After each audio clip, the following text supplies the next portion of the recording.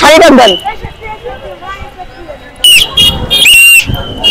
ফরিদপুরের বিভিন্ন সড়কে ট্রাফিক পুলিশের দায়িত্ব পালন করছেন কোটা বৈষম্য বিরোধী আন্দোলনের শিক্ষার্থী সহ বিভিন্ন সামাজিক স্বেচ্ছাসেবী সংগঠন। এ কাজে অংশ নিয়েছেন ফায়ার সার্ভিস, আনসার বাহিনী এবং বিএনসিসি সহ প্রায় 40টির অধিক স্বেচ্ছাসেবী সংগঠন। শিক্ষার্থীরা যেভাবে কাজ করতেছে, আমরাও ফরিদপুর জেলায় আমাদের সাধারণ শিক্ষার্থী এবং কিছু স্বেচ্ছাসেবী সংগঠনগুলো আমাদের সাথে কাজ করতেছে। আমরা আইন শৃঙ্খলার বাহিনীর দায়িত্ব পালন করতেছি। এই কাজটাকে আমাদের ভালো লাগেছে। আমরাও দেখাইতে চাই যে কিভাবে যে আইন শৃঙ্খলা চলাফেরা আমরা ছাত্ররা সবই পারি, এটা আমরা দেখাই দিতে চাই। শেখ হাসিনার পদত্যাগের পর থেকে নিজেদের জীবনের নিরাপত্তা নিয়ে থানা ও সড়ক ছাড়ে পুলিশ সদস্যরা। এরপর থেকে গত দুদিন যাবৎ শহরে বিভিন্ন ট্রাফিক পুলিশ না থাকায় কোটা বৈষম্য বিরোধী শিক্ষার্থী সহ বিভিন্ন স্বেচ্ছাসেবী সংগঠন, বিএনসিসি, আনসার ও ভিডিভির সদস্যরা দায়িত্ব পালন করছেন। আমরা সারা দেশের মতো আমরা ফরিদপুরেও ছাত্র সমাজ এবং সকল স্বেচ্ছাসেবী সংগঠন একসাথে কাজ করতেছি যানজট নিরসনের।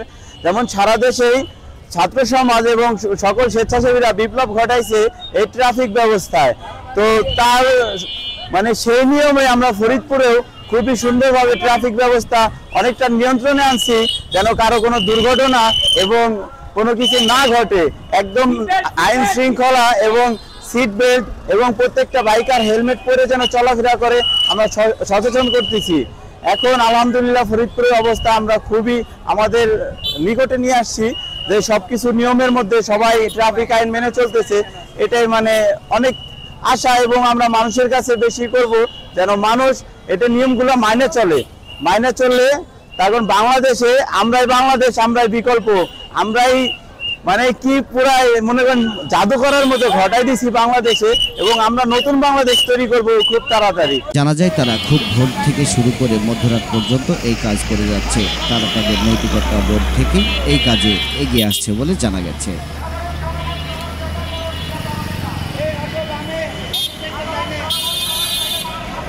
ফরিদপুর থেকেই মিয়া রোমান, বাংলা ৭১ টেলিভিশন। বাংলা ৭১ টেলিভিশন, সত্য প্রকাশে আপোষহীন।